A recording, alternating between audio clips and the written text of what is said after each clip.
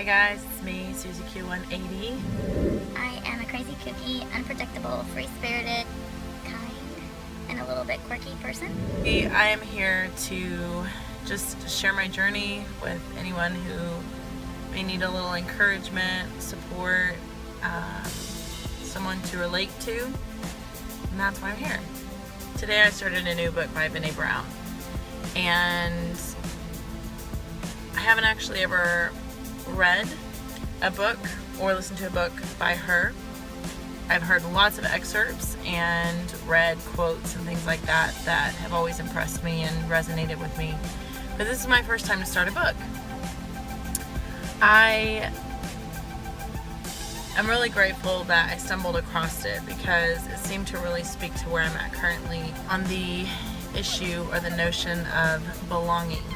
I found myself relating very much, always looking for a place to belong. To give you a little background, I am a Pisces sun sign with an Aries moon, Pisces rising. So I have quite a bit of water in my chart.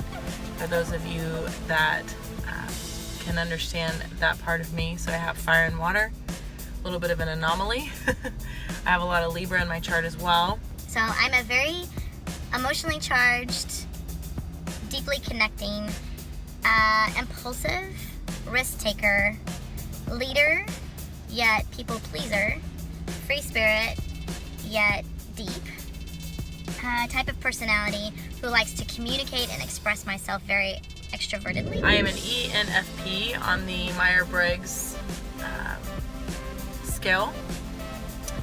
So I'm a very extroverted person, however, tend to have to find where I fit within a group.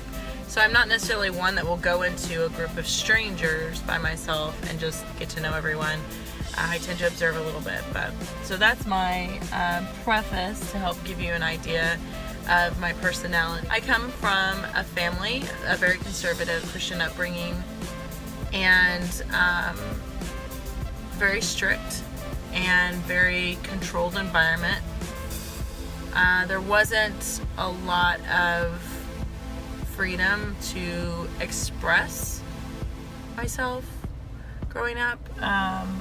So I felt a lot of shame attached to personality traits that I have, my desire to want to extrovertly share and express what I'm thinking, how I'm feeling.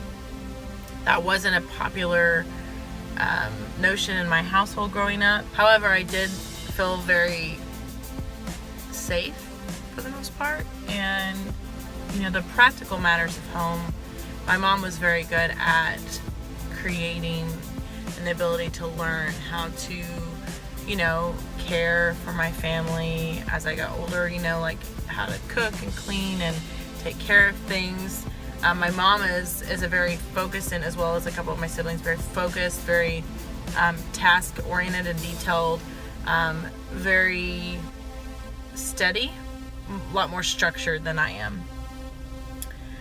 A lot of times I wish I were more that way because it seems like it would be easier for me to fit in even amongst my family and quite a few of my peers, and definitely with a lot of jobs. However, I'm just not. And when I try to be that, I'm not really being myself. I'm not really true to myself. So, where does this leave me? So it leaves me with the issue of belonging and feeling a part of something. It's like a deep need of mine to want to feel that, to want to feel like glue for those around me, wanting to see people come together and for people to belong. And I never realized that maybe that was born out of that void in my life where I maybe didn't feel that at home and at home since. I've had to learn how to find that belonging elsewhere. And it really wasn't until this last year that I really began to understand that for me, belonging really isn't about a place or a person, but more about who I am and accepting and celebrating that, realizing that all these little quirks and these things about me that make me feel left out sometimes, or feel like I'm not part of the team, are actually what make me stand out, and are actually the things that create the spaces to be vulnerable and create the spaces to relate with people that maybe I otherwise wouldn't have been able to relate with. For me, it's really not about having a specific place or a specific person, or I cannot say that word, or a specific group that I belong to, as much as it is that I've learned that I belong to me and I'm responsible for me, and then what I can create. For instance, with my children, teaching them how to know who they are and to express who they are in the safety net of my home, but also with the safety of knowing that I accept them for who they are. I feel like one of the greatest gifts I can give my kids is for them to leave my home when it's time, and for them to know who they are, and not to be trying to define themselves by other people or other people's standards, because it's such a trap. It's such a trap, and it's such a loss. You think about like clubs and even sports, and like when you're in school, when you're in your formative years and you're on the drill team, or you're a cheerleader, you're playing on the basketball team or the football team or whatever it may be, and there's a uniform code on how you act, how you dress, how you talk, what you do. Like the jock gets the cheerleader, and the nerd gets the whatever it may be. And we are so focused on fitting in that nobody really stands out.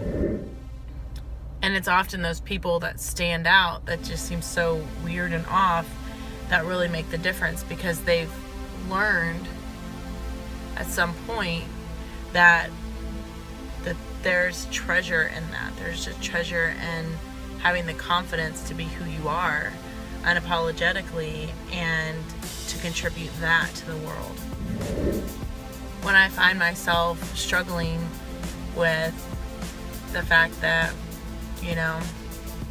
I'm a divorcee and a single mom, and I work, and my family and I have very different views on things, and things aren't the way I feel like they should be or should feel, I just have to know that I'm being true to myself and understand that everyone has their own path to walk, and maybe that's what helps me to be a better version of me, is by understanding that everyone's different and everyone's in a different space, and I can't control what other people think or what other people do, just like I should not give that power away to someone.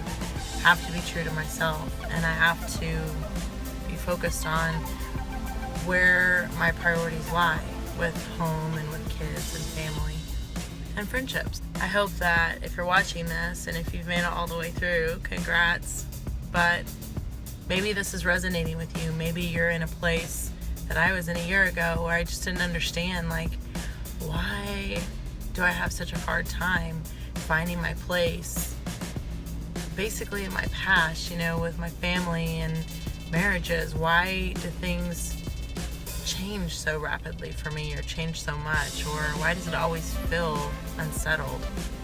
Until I realized that I just have to be okay with me. And if someone's asking me to be different for them, then that's not okay with me.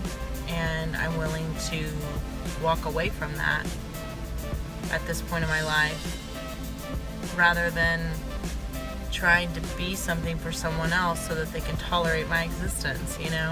It's not worth that. You're worth more than that, and you are a valuable person in your own right. So walk in that, be brave and have courage to be who you are,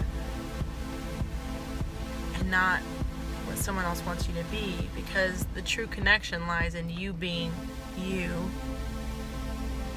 and the other person's responsibility is simply to either love you for that or to keep moving on. The other person's responsibility is to come as they are.